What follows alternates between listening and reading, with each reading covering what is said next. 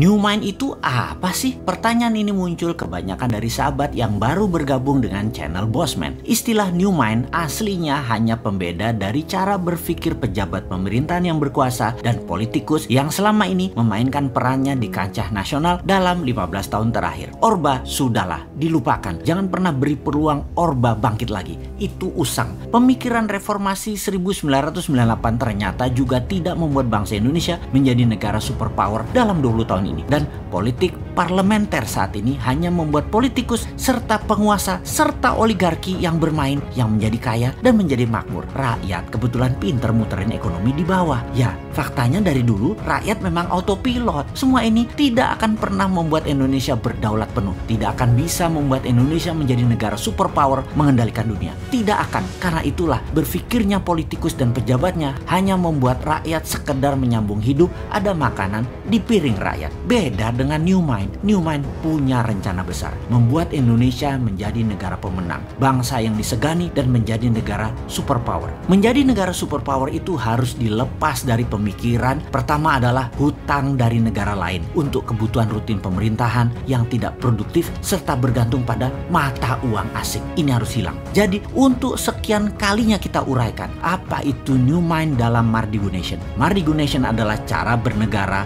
New Mind. Kita jelaskan ada 3 wilayah cara ekonomi bernegara. Kita belah 4 cara melihatnya. Kiri adalah sosialis, kanan adalah kapitalis, atas dan bawah sekarang. Atas ada elitis, bawah akar rumput.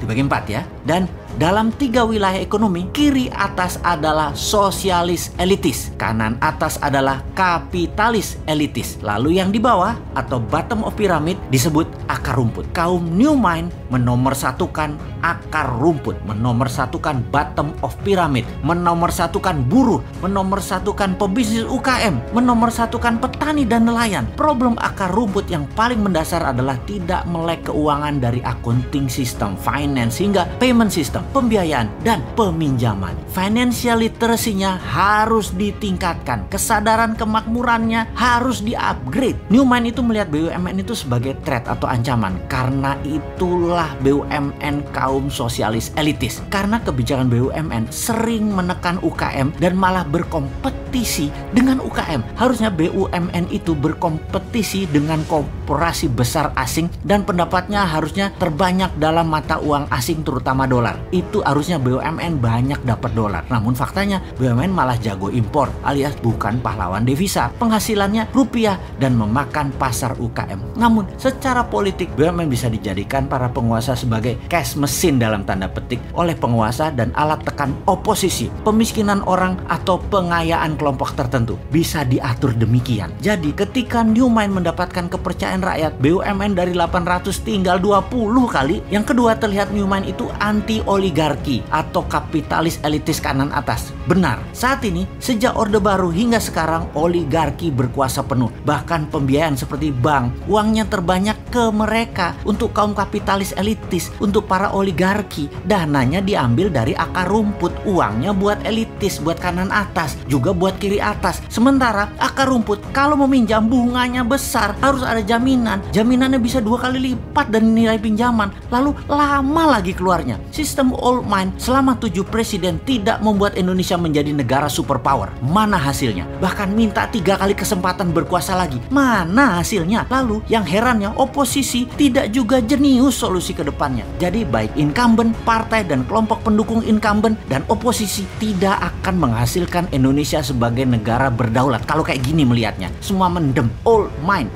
tidak akan paham perang dagang, perang ekonomi, perang biologi yang sedang dimainkan globalis dan dimainkan oleh non-state aktor tersebut. Kemudian climate warfare yang akan dimainkan globalis selanjutnya. Mana ngerti sampean. Juga sisi perang Tiongkok Amerika versi 2.0 yang baru lagi yang akan dimainkan, seperti harga komoditi dunia dimainkan. Old mind bakal gagap aja. New Mind harus ambil kesempatan di masa pemilihan raya ke depan, karena yakinlah, karena mereka semua tidak paham para old mind tersebut. Action old mind akan menambah hutang dari 6.000 triliun saat ini, di akhir jabatan 2024 garansi 10.000 triliun, garansi, nggak usah dianalisa itu mah, yang akan membelenggu Indonesia dalam jangka panjang. Untuk bayar hutang aja kita harus ngutang, bisa-bisa jadi fail state kalau gayanya begini, negara gagal. gagal kita. Anggap saja bunganya 5% setahun dalam dolar lagi. Maka 6.000 triliun bunganya itu 300 triliun setahun. Bayangkan, bunganya aja sudah 20% APBN. Lalu pokoknya bagaimana membayarnya, wahai menteri terbaik di dunia versi negara peminjam utangan? Jawab dong. Lalu apa yang terjadi kalau rupiah melemah